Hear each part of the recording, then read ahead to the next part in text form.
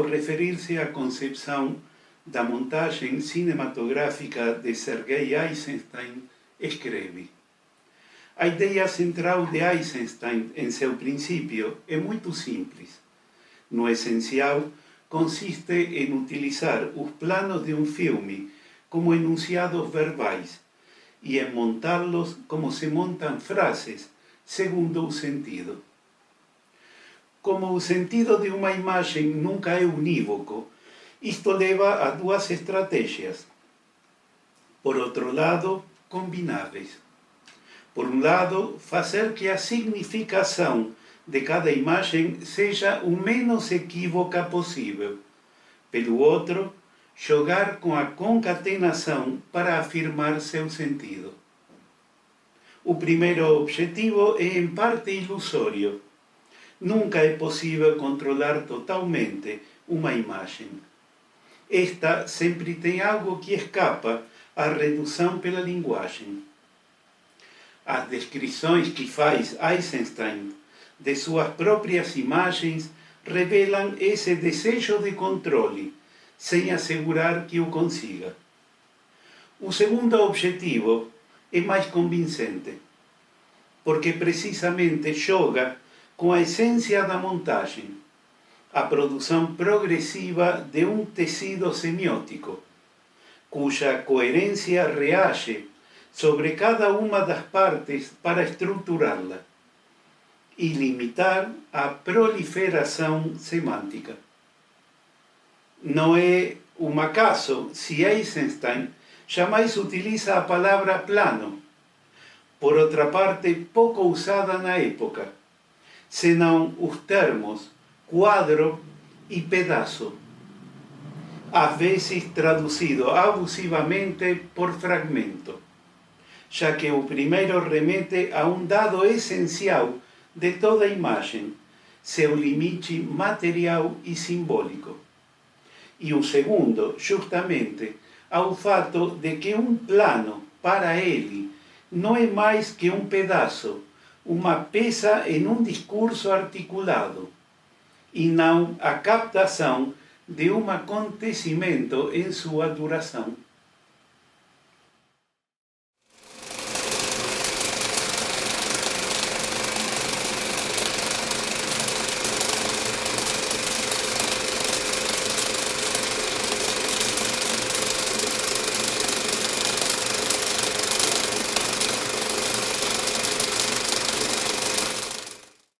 Ao longo do tempo, Eisenstein escreveu vários ensaios dedicados à maneira em que ele pensava a questão da montagem cinematográfica.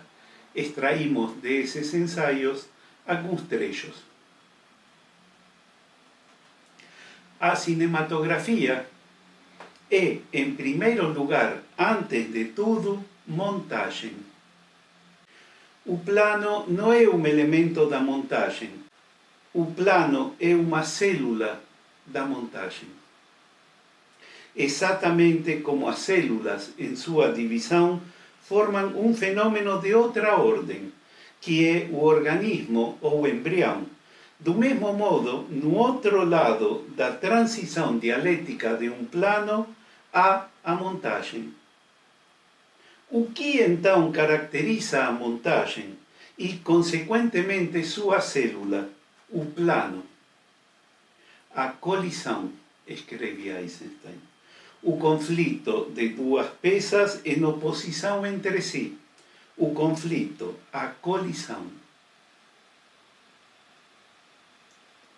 Tenho diante de mim uma folha de papel amassada e amarelada. Nela, uma anotação misteriosa. Ligação P e colisão E.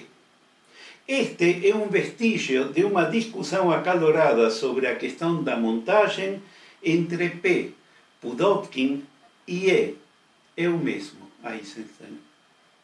Isso se tornou um hábito. A intervalos regulares me visita tarde da noite e a portas fechadas. Discutimos questões de princípios.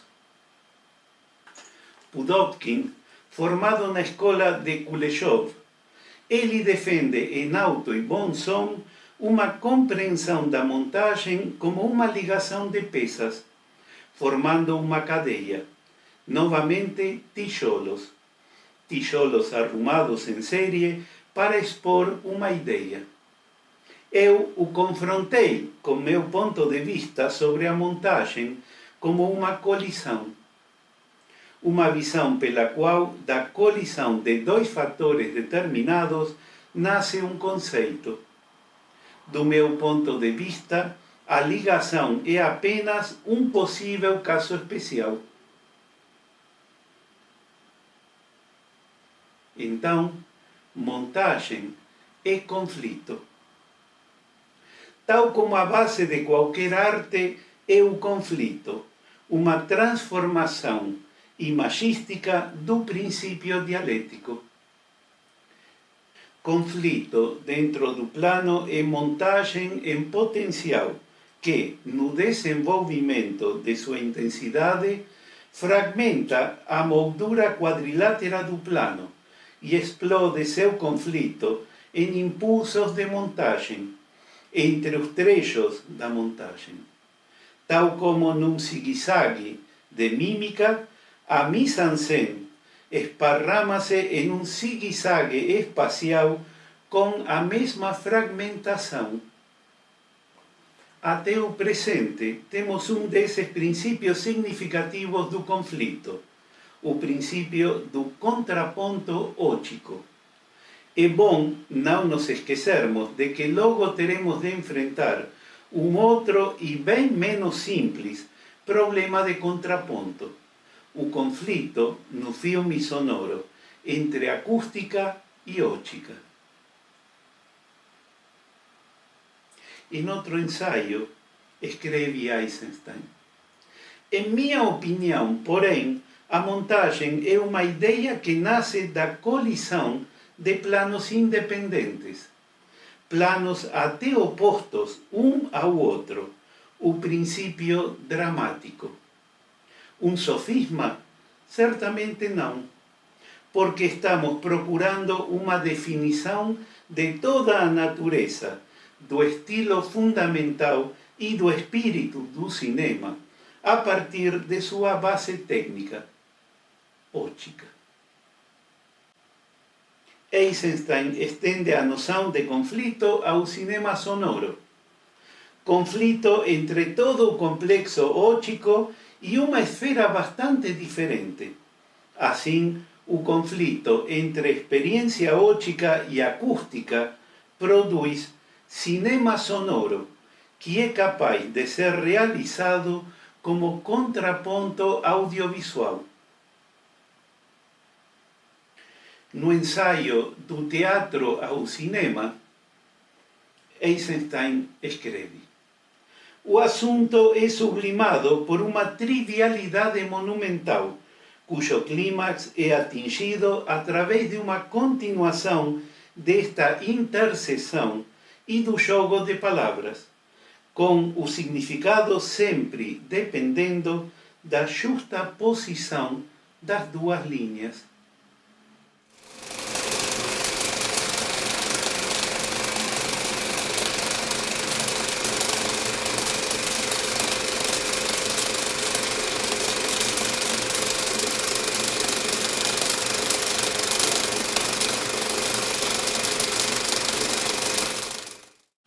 Já no ensaio Uma Inesperada Junção, Eisenstein faz referência ao teatro kabuki, o teatro japonês. Kabuki. Na realidade, ouvimos movimento e vemos som. Os japoneses nos mostraram uma outra forma, extremamente interessante, de conjunto. O conjunto monístico.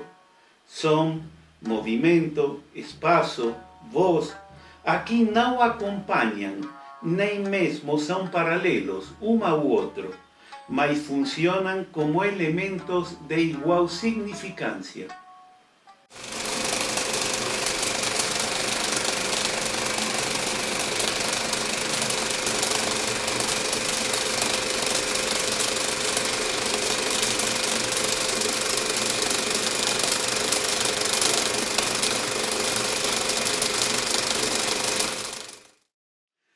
vamos pensar pelo lado de Freud e a psicanálise estas afirmações de Eisenstein.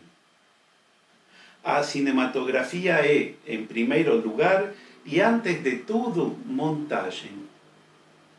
É a afirmação central de Eisenstein. Montagem cujo cerne é o conflito. O sonho, a maneira em que Freud o estabelece, pensado numa perspectiva psicanalítica, pode ser pensado também à maneira desta afirmação. Na interpretação dos sonhos, Freud escreve: o sintoma não é a mera expressão de um desejo inconsciente realizado. Tem que se agregar ainda um desejo do pré-consciente que seja cumprido mediante o mesmo sintoma, de forma tal que este resulte determinado pelo menos duplamente, uma vez por cada um dos sistemas que intervêm no conflito. Em referência à aproximação entre sintoma e sonho, Freud escreve: o mesmo que no sonho não há barreira alguma para uma maior sobredeterminação. A determinação que não provém do inconsciente é, até onde eu vejo, por regra, um itinerário de pensamento de reação frente ao desejo inconsciente. Por exemplo, uma autopunição. Então, em termos completamente gerais, posso dizer que um sintoma histérico só se engendra onde duas realizações de desejos opostos, provenientes cada um de um diverso sistema psíquico, podem coincidir em uma expressão. Os meios de expressão do sonho, continua Freud, hão de taxar-se, pois, de mesquinhos, por comparação com os da nossa linguagem conceitual, apesar do qual o sonho não necessita renunciar no todo a reproduzir as relações lógicas entre os pensamentos oníricos. Antes, consegue com bastante frequência substituí-los por caracteres formais de sua própria junção. O sonho, em primeiro termo, dá razão do vínculo inegável entre todos os fragmentos dos pensamentos oníricos, pelo fato de que unifica este material em uma situação. Reflete um nexo lógico como aproximação no tempo e no espaço, a semelhança do pintor que reúne no quadro do Parnaso a uns poetas que jamais estiveram juntos no cume de um monte, mas que, conceitualmente, formam uma comunidade. Prossegue este modo de figuração, escreve em outro lugar do texto Freud, até o detalhe e a miúde, se em seu conteúdo mostra a dois elementos próximos um ao outro a garantia de que há um nexo particularmente estreito entre seus correspondentes dos pensamentos oníricos. Cabe apontar aqui, de resto, que todos os sonhos produzidos em uma mesma noite deixam conhecer na análise que procedem de idêntico círculo de pensamentos.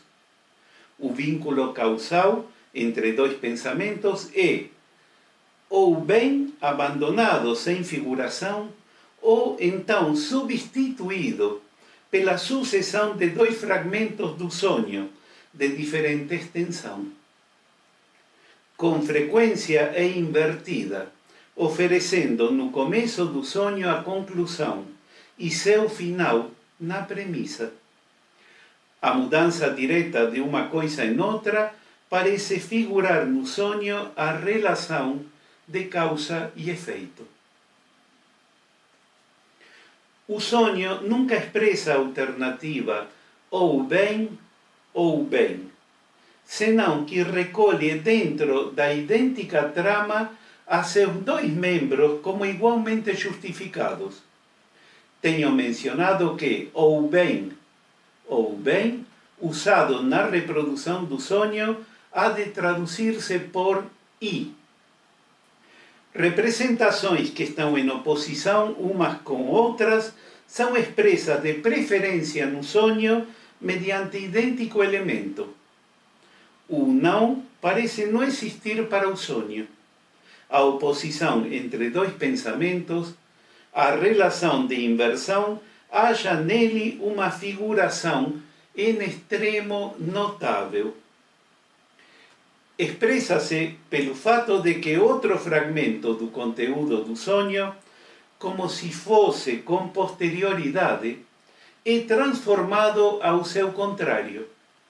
Também a sensação do movimento inibido, tão comum no sonho, serve para figurar uma contradição entre impulsos, um conflito da vontade.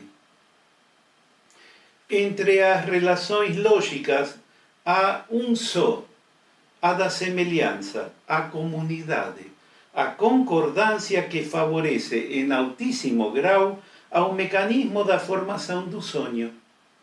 O trabalho do sonho serve-se destes casos como pontos de apoio para a condensação onírica, na medida em que a todo quanto exhibe uma tal concordância, o comprime em uma nova unidade.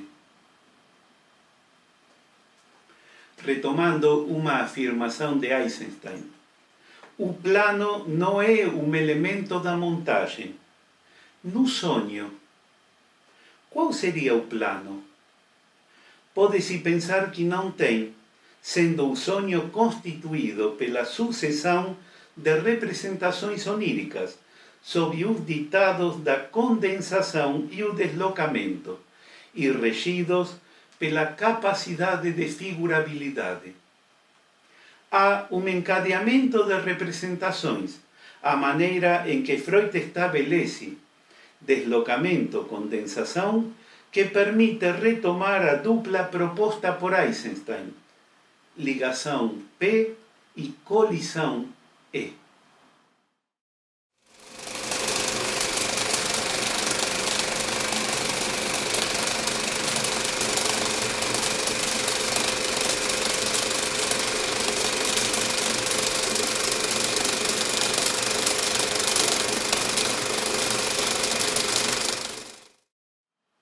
Aproximaremos as afirmações do Eisenstein agora a algumas questões ligadas à teoria do significante em Lacan.